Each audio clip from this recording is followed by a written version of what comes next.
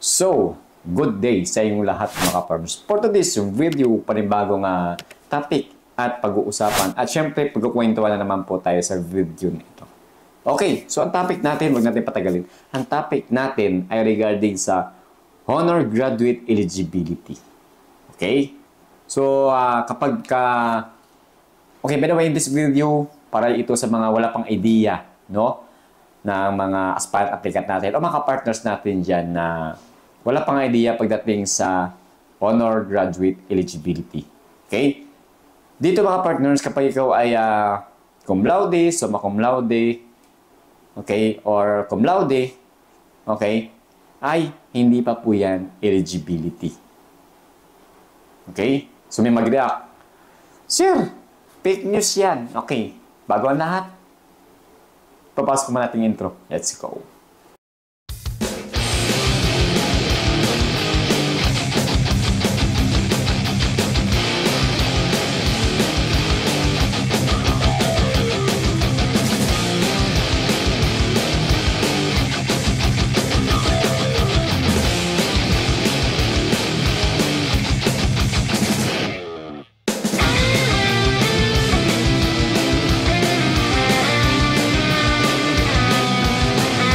So mga partners, ladies and gentlemen, no, kamusta? Yung topic natin ay regarding sa Honor Graduate Eligibility. No?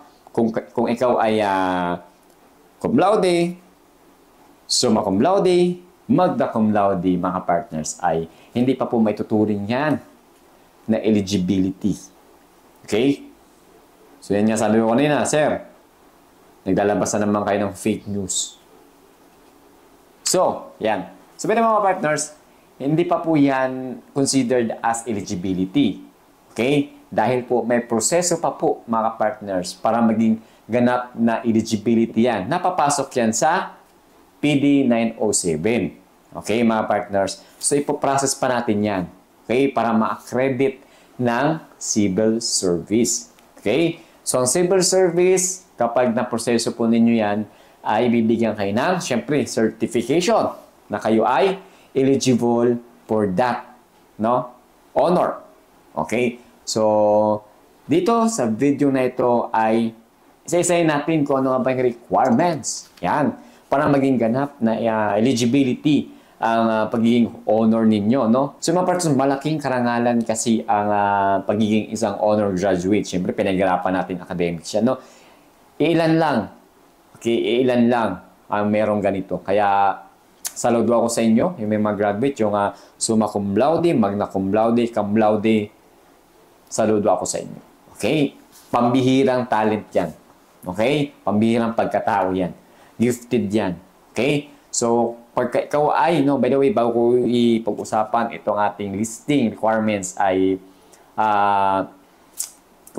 papayawan natin, no? Dahil ang magna cum laude at may mga honors eligibility, isa yan sa mga priority ng Bureau. Bakit? No? Ang hinahanap, o syempre, ang puhunan mo dyan mga partners is yung self-credential mo. Okay? Mataas na antas na yun, ang karunungan. Okay? Kapag ikaw ay nakapasok sa Bureau, in the future, malaki ang maiambag mo sa ating Bureau. Okay? Dahil sa iyong katalinuhan. At subok namin yan dito sa ating Bureau, lalo na dito na ako sa Bureau. Okay, na-experience na natin yan, yung galing ng ating mga honors eligibility. Okay, magaling pagdating sa approaching, okay, speaking, public speaking, writing, no? Paggawa ng mga memos, okay, pagbuo ng mga policy, yan, katulong natin yan sila. Dahil utak yung gumagana. Lahat naman po tayo matatalino, magagaling, pero ba't iba yung level nila? Okay? So, saludo ako sa inyo mga honors graduate eligibility. Okay, by the way, ito na ang listing proseso kung paano nga ba magiging isang eligibility ang honors niyo. Okay? So first is kailangan CS Application 4101 revised from July 2023. 28 July 2023. So saan nga ba ito makikita mga partners? Pumunta naman po kayo sa website ng Civil Service. Andun po ang form na ito. Okay? Computerized soft copy, i-download nyo po. Okay? So, pangalawa, 3 pieces ID picture. Dito po sa 2x2, okay? Dito po sa 3 pieces o passport size. Yan. Dito po sa 3 pieces passport size ng ating ID picture, okay, lalagyan po natin ng name tag. Yung name tag po mga partners ay handwritten. Okay? Ang format po ay mag-umpisa sa inyong pangalan, middle initial, at apelyido. Okay? So, kompleto po yun mga partners with signature. Okay? Yan po yung ating ID picture passport na required. Okay, sa mga sa requirements dito. Pangatlo is PSA birth certificate, mga PSA ha. Hindi na po yung NSO. PSA na mga partners. Okay? So pang-apat is marriage certificate if kayo ay kasal. Okay? Optional lamang po yun. Kapag kayo ay single, syempre wala kayong marriage certificate. Okay? Panglima, valid ID. Any kind of valid ID. Okay, na meron kayo, okay, presenta nyo yan. Okay, ilakip nyo rito. Number 6, certificate of non-pending case. Okay, makikita ito, yung form na ito, sa civil service din po, ida-download ninyo po. Okay, sa civil service website. Ito nga, certificate of non-pending case. Pipilapan po kayo doon. Okay, so, pampito, original TOR. Original ha. Ang purpose, syempre, for processing ng eligibility sa civil service. So, yung nalagay yung purpose, ha? Para hindi na tayo malito kung anong purpose ninyo.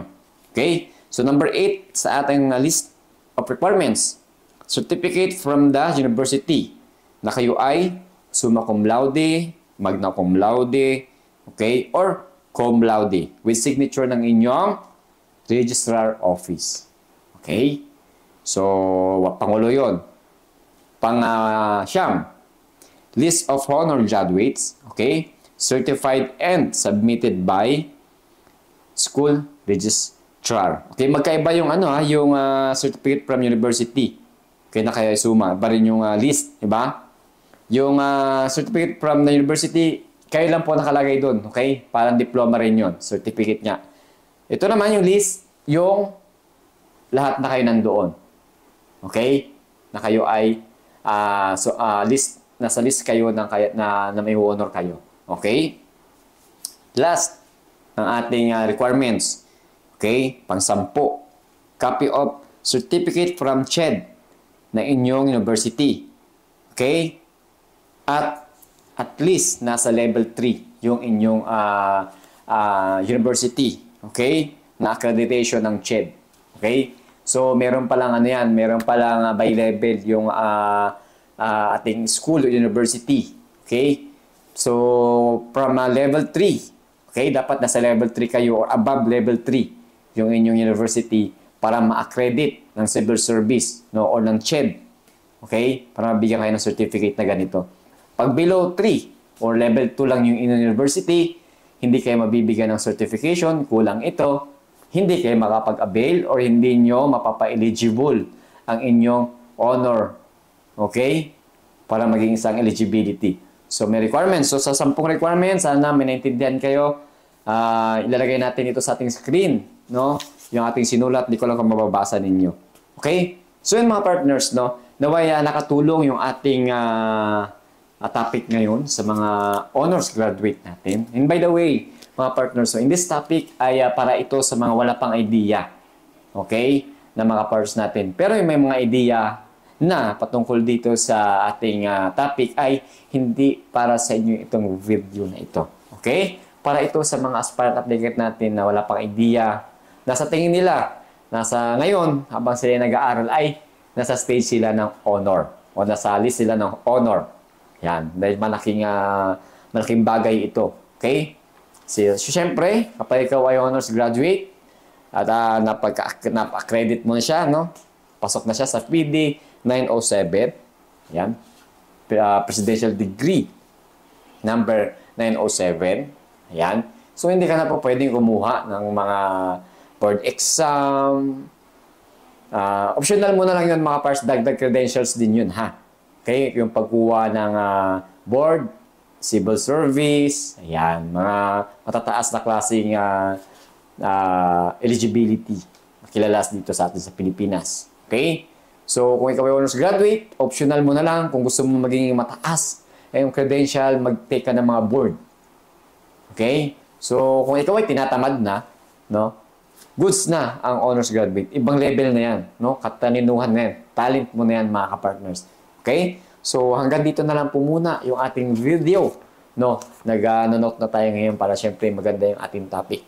By the way, doon sa mga hindi ko nabanggit, dito sa mga list of requirements ng pagpapakredit ng inyong honors, okay? Please comment down below kung may question kayo. Para if in case, pag meron man, sasagutin natin ang inyong inquiry, ang inyong katanungan, mga partners. At hanggang dito na lang po. Maraming salamat sa ating mga aspirant applicant na tumututok at nag-aantay ng ating tips at gabay topic, pinag-uusapan at pinagkukwentuhan. Okay, both side. Okay, ay may natutunan ako sa inyo. At kayo man, may natutunan ba kayo sa akin? Bahala na kayo doon, mga partners. At hanggang dito na lang po. Maraming salamat. Lagi kong sinasabi, be a confident sa lahat ng bagay bilang isang aplikante. Be a professional. Professionalism. Okay, magtiwala sa kakayahan. Magtiwala sa itaas. Always pray. Okay, mabuting tao sa kapwa.